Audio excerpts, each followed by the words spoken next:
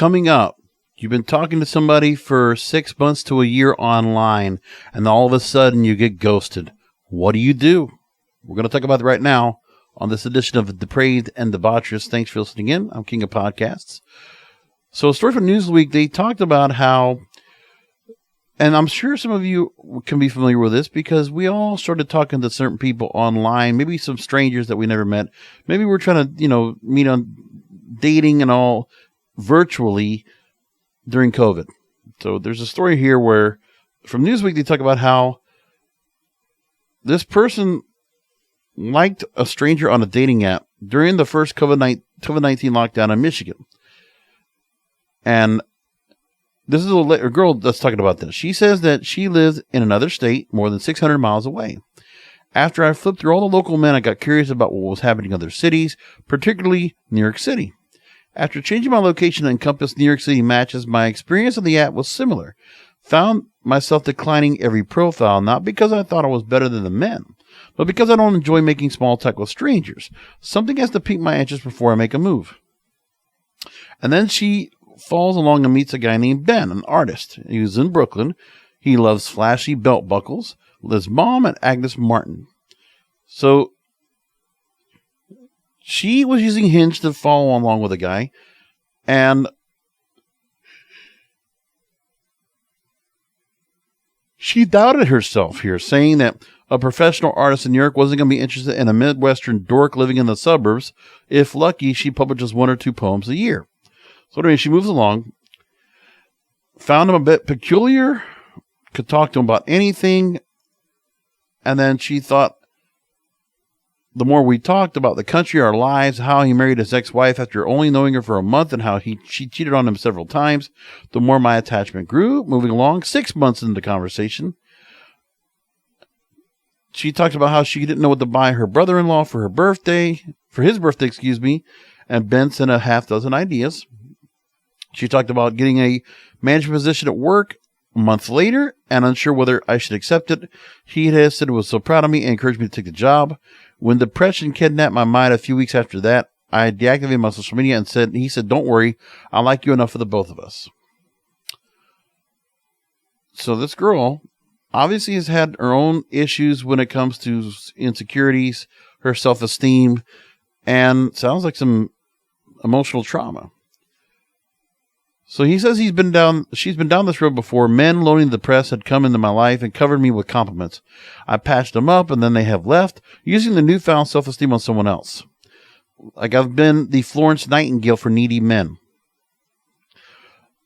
7 months in, I told my therapist I needed to stop talking to Ben. I was worried that COVID ended and he was going to fall in love and disappear. He had married his wife after a month after all. I told her it was likely one of those guys. That's one of those guys that he was. So she disagreed and told me not to overthink it. The therapist told her, keep talking to the online virtual guy you never met. That's not good advice, is it?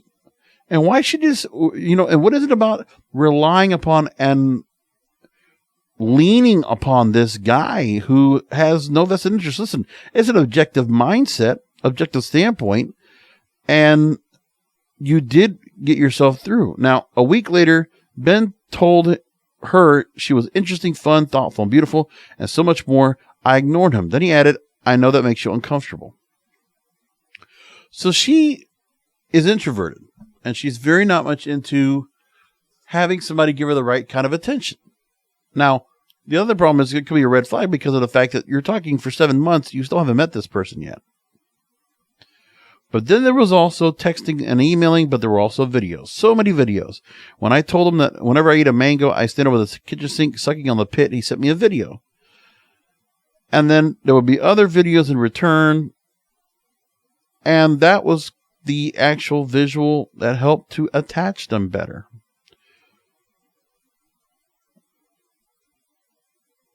Now, not long after that, confused about where this was headed and afraid of my growing attachment, I sent him an email saying, what is exactly going on here? Because sometimes I have feelings for her that I don't want to have. He says, oh, I'm sorry, Aaron. I thought I made it clear in the beginning I couldn't have a long-distance relationship. She says she don't remember a conversation like that. She does not remember such conversation. But despite the protest, we had a relationship of some sort and an intimacy, albeit not in person. I'm sorry. This is what you have to understand. These virtual relationships, you mean unless you actually make the effort and your feelings are so strong that you actually meet in person, then how much of an attachment can you really have? Because that person could cut themselves off. Wi-Fi could be gone, phone call, whatever. And then you don't even know about what your family's going to say about it, what their family's going to say about it, if you do make a relationship, or what your friends are going to say. But she confided in her therapist. And for the therapist, I'm going to just say it like this. The therapist, knowing that this girl is continuing to live through this guy as guidance, this stranger as it is, even though he might have given advice to her and might have put her some things, you're telling me that therapist doesn't take the advantage and saying, you know what? If this girl's going to continue to talk to this guy, then I'm going to have sessions with her for as long as I need her. If I need to give her prescriptions, whatever I want. I have a client on lock. That's what I feel like this is. Pretty much. And so she talks about as well that talking on the phone or a video call made both of us nervous in a purely social way. Ben once said that he thought video dates were scary, and I agreed. So I see the girl. She's attractive, and, she wears glasses, and obviously we read a little bit about her calling herself a Midwestern dork. So the self-humiliation, the putting down, that's not helpful. She mentioned that at the time, during the first year of COVID, I was barely seeing my family. I had no intention of getting on a plane. And I once said something about how we were never going to meet. And he said, I'm sure we'll meet someday. And you get yourself so caught up on one person.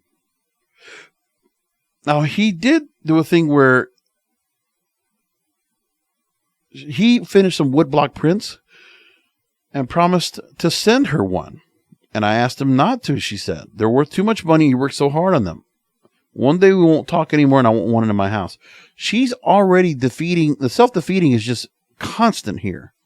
And her self-esteem and her insecurity hurt so much. This guy might have just fed off of it and just went along with it anyway because he felt maybe there's something off of it. I don't know what. But it was not like he had to put a whole lot of effort into it. He was just talking like he would talk. He did send the print. And then they talk about vaccinations. There's a whole lot more to this. Wow, this thing's long. But let's get the part where she actually gets ghosted. So there was a point where he says he was taking a break from his life because he didn't have the bandwidth for anyone right now. Please give me more time. You mean more to me than you know. So there was a point where she stopped hearing from him. A week after all the things were going on, and they had met each other on Hinge. So I guess they never moved to a phone call or Instagram or Snapchat or anything like that. It was only on Hinge they spoke. Sweetheart, Aaron, what do you expect if you're going to stay on the app for a year and then you get ghosted? If you're staying on the app, then that movement off the app doesn't tell anyone that you're interested. If you're still on the app, isn't Hinge supposed to be where you delete the app after you find someone? So the point is, either one of you could have still been looking at other potential mates on there. So you're telling me that you were only on there just to speak with Ben, and that was it? Are you going to tell you that that's the actual truth? It might be a little bit far-fetched. Maybe it's true. But I'm going to say Ben probably was looking at other people and just happened to have you as well, and also talking to others. But whatever he said wouldn't have been overly harmless because he was like, well, he's just here. Now, after spending a month overcharged, he says, overthinking nearly everything and checking my phone often, she swallowed her pride and sent a polite message asking him how he was doing. Only did he tell me the truth. His life had completely changed. He met someone wonderful and it had turned into an all-consuming relationship. He admitted he hadn't been a good friend. He'd been selfish. He wanted to make it up to me. I was willing to try. I felt like I could be happy for him. All he had to do was stay in my life. But he never contacted her again. And I wanted to tell him I hate him, she says, but hate wasn't an accurate description of what I was feeling. Fear was more like it. I was afraid of him, afraid that trusting a man was now no longer an option for me. Where's the therapist on this? Why did the therapist allow this to continue? Where was the convincing? No, you do not need to be worrying about virtual dating right now. Unless they were just playing up the whole COVID thing and saying, listen, we're going to be stuck in this for a long time. This is the new normal, da-da-da-da. But the truth is, we're eventually going to be able to go back outside again and meet people again. And then eventually you'll get to that point. But for this young lady to go ahead and think that she had to go and just stay behind a computer the entire time, and she couldn't even budge herself off of Hinge. Remember, both people are paying for that service. And so he did find somebody else, most likely on Hinge, and he decided to go with her. And out of pity, he kept talking to her and kept communicating with her because he felt sorry for her.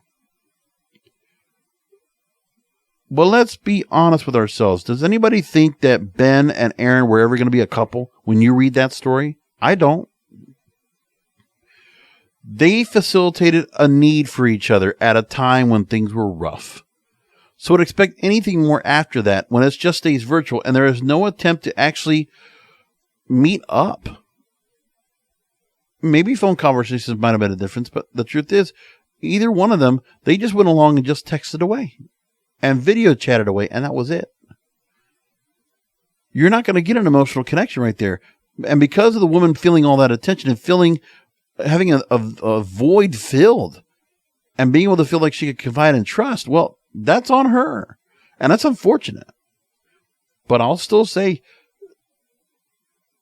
that even though she opened up about things, I don't know if she can necessarily feel overly bad because she might have opened up about herself. Maybe there's some things that she needed to get out that she wouldn't have told a therapist, and that's what she told him. And then the other part too is if there are certain things that maybe of the encouragement that would help her move on with her life. I mean, Ben should have done the right thing and cut her off and basically try to help her so that she can move on with her life and not hold on to her because it was pretty clear they were never going to meet. After a year, he cut it off and then he finally told. But I think he felt like he was still obligated to look after her and take care of her and make sure she was okay. I guess that's how it was. Neither person looks good after this. Let's just say it like that. So anyway, that's the story. I just tell you, please be careful. Now that everybody's kind of back to some kind of a normalcy, we can go ahead and start meeting people online and then move off of the website or the app and start talking to each other. Maybe that's a good idea. So I will leave it there and just know that, you never know. The person you might meet, we're not all perfect. We might all be a little depraved and debaucherous.